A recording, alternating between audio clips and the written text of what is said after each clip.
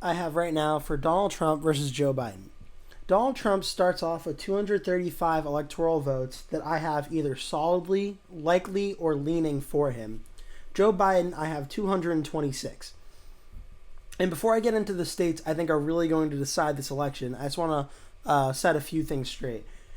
I know I've seen the polls, but I think Virginia and Minnesota, I would say, are likely Joe Biden states for now until I see more evidence showing that they'd be more in play. Same thing with New Hampshire. Some close polls, but based on the last results, I still think New Hampshire is going to be a more likely Democratic state for Joe Biden.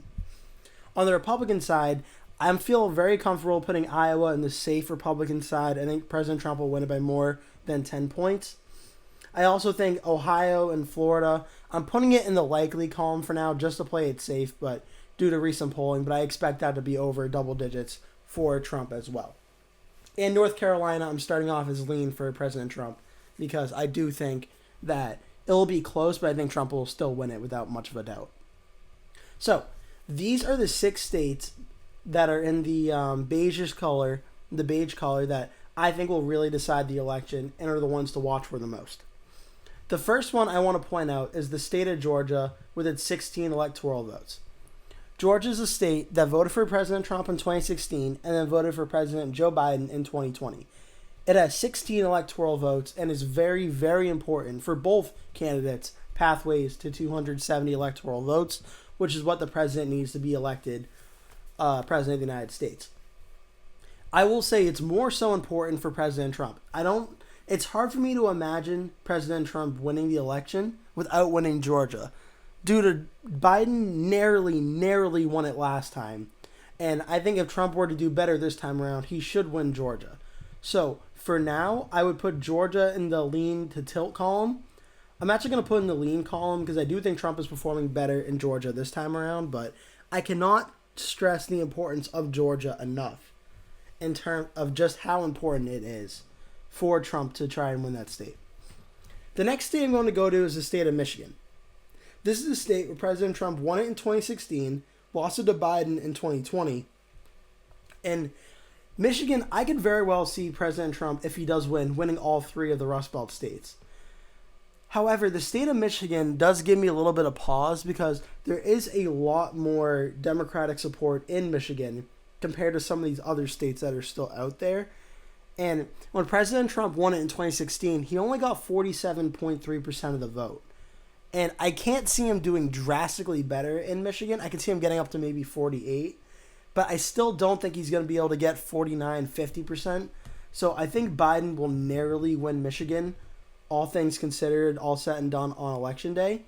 But that is a state that I think is going to be very, very close and definitely one to keep an eye on. The next one I'm going to is actually the state of Nevada. Nevada is a state that Hillary Clinton won in 2016 by about 3 points or so. And then Joe Biden was able to win it in 2020 by I think about a little under that, about 2 to 3 points as well.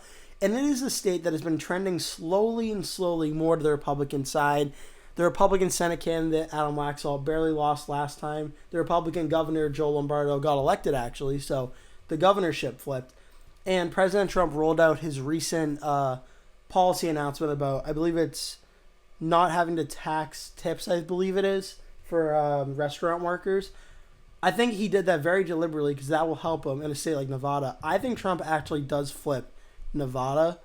I think that is a state where Trump is going to campaign very, very hard for, and I think it's a state that he very may well end up winning and end up flipping. Nextly, I'm going to go to the state of Arizona. Arizona is a tough state because it is a state that is a swing state and has a long history of voting for Republicans, but does not have a long history of voting for Republicans who are very pro-Trump or Trump-aligned. And President Trump lost it in 2020. Very, very close, but he did lose it in 2020. And it's hard for me to see Trump being able to pick Arizona back up in 2024. But if he's winning in Nevada and winning in Georgia, I think Trump may end up winning Arizona, but by maybe like 5 to 10,000 votes. Like, I could see Arizona going right down to the wire. But this is a state that if Trump wants to win, he has to, in my view, pick up Arizona and Georgia just to give him more options. Because for Trump to win, given this map, if all things go the way I think they will, he needs to win one of Wisconsin, Michigan, or Pennsylvania to become the president again. And it's not a 100% guarantee that he'll be able to flip the states that he won back in 2016. Biden did flip them in 2020, winning all three of them. So Trump needs to win Arizona and Georgia and Nevada just to give him a chance to be on the doorstep of winning the presidency. But he still needs to win one of the three Rust Belt states, Wisconsin, Michigan, and Pennsylvania. Now, I could be wrong. Michigan could go to Trump, and then he doesn't have to worry about winning Wisconsin or Pennsylvania. However, I will give Trump the edge, and I think in Wisconsin, because I think Wisconsin, of these three states, in my view, has the best shot of going for Trump. Before 2016, it was the most Republican of the three states in the most recent elections. It did have a Republican governor at the time, and it has the most Republican DNA, despite the fact that it has a Democratic governor and one Democratic senator now. I think Wisconsin does give President Trump the best sure bet of the three at flipping to him. The state of Pennsylvania is really, really tough because it is super close. President Trump in 2016 and 2020 made it a true bellwether state for Republicans. It can really go either way. And I think President Trump's inroads with a lot of minority voters, and his appeal to the working class voters, I think gives Trump enough of an edge to win Pennsylvania. And it may even give him enough edge to win Michigan. It can go either way. I think the best President Trump can do on Election Day, I think, would be 312 to 226 to Joe Biden. This is what I think Trump's best case scenario is. Maybe he can try and pick off Virginia or New Hampshire or Minnesota, but I don't think it's very likely. But my gut just tells me Biden's able to hold on to Michigan, but I think Wisconsin and Pennsylvania are definitely in play for Trump to win against Biden. But for sure, if Biden were to win Pennsylvania, Trump absolutely has to win Wisconsin. If Trump were to lose Wisconsin and Biden wins it, well, then Biden's reelected president again, and Trump would lose a narrow election. And there really isn't much room for Trump to pick up anything else unless Trump were to go up and pull off an upset in New Hampshire. He'd win by 4 electoral votes. Or he would win by 2, and Biden would lose by 4. But again, it's hard for me to imagine the 3 Rust Belt states going blue and New Hampshire going red. So Trump has to pick off one of Wisconsin, Michigan, or Pennsylvania to become the next president of the United States. And to flip it for President Biden, I think it's actually pretty simple for him. He's playing defense in this election. He did very well in 2020 with winning states. He's playing defense. He has to hold Wisconsin, Michigan, and Pennsylvania, and he pretty much keeps Trump from becoming the next president of the United States. The problem is, these are 3 states that voted for both he and Trump once, so there's definitely DNA in there for both of them winning them before. So the question is Biden strong enough to hold all 3 of Wisconsin, Michigan, and Pennsylvania? Because if Trump is able to take care of business in Arizona, take care of business in Georgia, 2 states that he lost last time, and take care of business in Nevada, if he can do that, he only needs to win one of them. If Biden were to, say, hold Nevada, then Trump's at 262, well, I got some bad news for Biden. Same thing. Trump, if he wins Wisconsin, he's the president. Biden wins there, no problem. Trump wins Michigan, Trump's the president. Biden wins Michigan, okay, Trump wins Pennsylvania, Trump's the president. Biden has to hold all 3 Rust Belt states if he wants to become president of the United States again. It's Trump's best chance to become president, winning one of the Rust Belt states. It's also Biden's best bet to become president, holding all 3 of them. Now, of course, there's always contingency plans when it comes to electoral politics.